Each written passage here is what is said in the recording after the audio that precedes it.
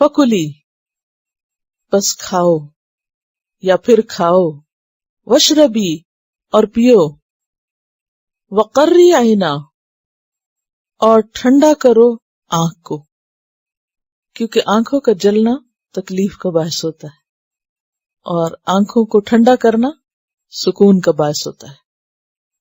اسی لیے اب وہ آئی ماسک بن گئے ہیں تاکہ آپ ان کو ٹھنڈا کر کے آنکھوں پہ رکھا کریں. تو فزیکلی بھی آنکھیں ٹھنڈی کی جاتی ہیں، اور یہاں مراد مانوی طور پر ٹھنڈی کرنا ہے کہ اپنے بچے کو دیکھ کر آنکھیں ٹھنڈی کرو، کیونکہ ماں کے لیے کھانے پینے سے زیادہ اور دنیا کی اور چیزوں سے زیادہ اپنے بچے کو دیکھ کر آنکھیں ٹھنڈی ہوتی. تو اس سے یہ بھی پتا چلتا ہے کہ کھانے کے ساتھ پینے کا ذکر ہے تو پیچھے سریہ پھر چشمہ ہی ہو سکتا ہے، زیادہ راجح معنی یہی بنتا ہے. اسی لیے آپ عام طور پر تفاسیر میں یہی پڑھیں گے. وقری عینا اور آنکھیں ٹھنڈی کرو، اور قرن کا معنی پیچھے آپ پڑھ چکے ہیں، قرار استقرار کے موقع پر. ٹھنڈک جو ہے وہ جماؤ کے لیے بھی ہوتی ہے، تو قرار ٹھکانہ پکڑنا.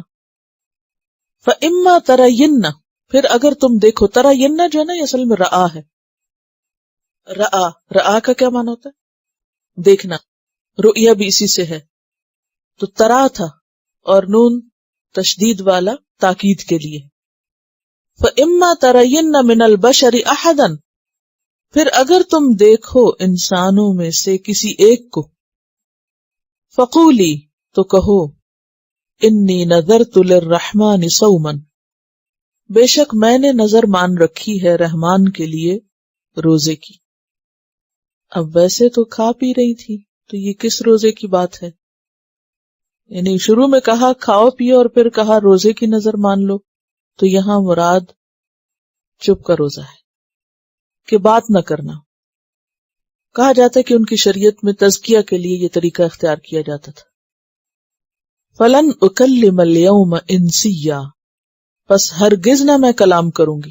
اکلم کلام سے، کاف لام میم، کلمہ اسی سے. الیوم آج کے دن، انسیہ انسان، کیونکہ جھگڑا کہاں سے شروع ہوتا ہے؟ بات سے. تو انی نذرت للرحمن صوما فلن اکلم اليوم انسیہ. اب بہت ایکسپیکٹڈ تھا کہ لوگ ایک دم ٹوٹ پڑیں اور طرح طرح کے سوال کریں، اعتراض کریں. اب ایسے اعتراضات کے جواب میں اگر وہ اپنی پوزیشن صاف کرنے کی کوشش کرتی تو اس کا کیا فائدہ ہوتا؟ جب لوگ غصے میں ہوتے ہیں، اپنی جذبات میں بہہ رہے ہوتے ہیں، اگر آپ ان کو کچھ سمجھائیں بھی تو وہ کچھ نہیں سننا چاہتے، کچھ نہیں سمجھنا چاہتے، کچھ نہیں سننا چاہتے. ایسے موقعوں پر کیا کرنا چاہیے؟ خاموشی. انسان اس وقت بولے جب کوئی دوسرا سننے کو تیار ہو، اور اگر کوئی سننا نہ چاہے، وہ صرف بولنا چاہے، تو پھر آپ کیا کیا کریں؟ خاموش، تاکہ کیا نہ ہو؟ جھگڑا. ٹھیک ہے. فَقُولِي إِنِّي نَذَرْتُ لِلرَّحْمَنِ صَوْمًا فَلَنْ أُكَلِّمَ الْيَوْمَ إِنْسِيًّا کہ میں تو روزے سے ہوں، مجھے نہیں بولنا. وہاں بھی آپ دیکھیں کہ زکریا علیہ السلام خاموش ہیں، اشاروں سے بات کر رہے ہیں، تسبیح پڑھ رہے ہیں اور سب کو کہہ رہے ہیں تم بھی پڑھو. اب دیکھیں کہ جتنی بھی انتہائی جذباتی کیفیات ہوتی ہیں ان کو کول ڈاؤن کرنے کے لیے خاموشی بہتر ہوتی ہے. نبی صلی اللہ علیہ وسلم نے غصے کا علاج کیا بتایا؟